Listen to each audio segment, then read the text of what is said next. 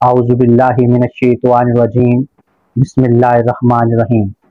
اللہ تبارک و تعالیٰ کے نبی آخر الزماں آپ صلی اللہ علیہ وآلہ وسلم پر لاکھوں اور کروڑوں درود و سلام۔ دیکھنے، سننے اور ایک دوسرے کا احساس کرنے والوں کو محمد ایاز الحسن کی طرف سے السلام علیکم ورحمۃ اللہ وبرکاتہ۔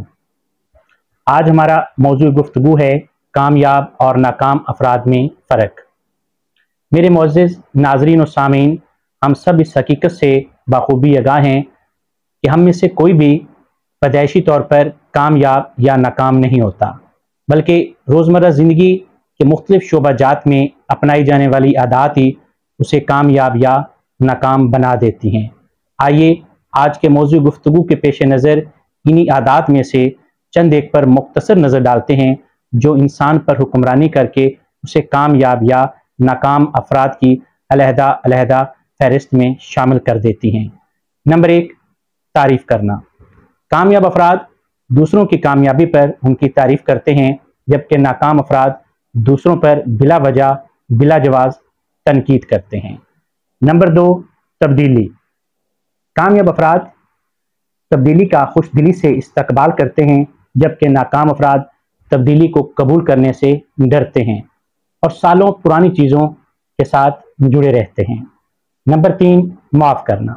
کامیاب افراد دوسروں کی غلطیوں پر ان کو معاف کر دیتے ہیں، جبکہ ناکام افراد اپنے دلوں میں کینہ بٹھائے رکھتے ہیں اور سالوں سال کینہ بٹھائے رکھنے کے باوجود جب کبھی ان کو موقع ملتا ہے وہ اپنا بدلہ ضرور لیتے ہیں۔ نمبر 4، ذمہ داری قبول کرنا۔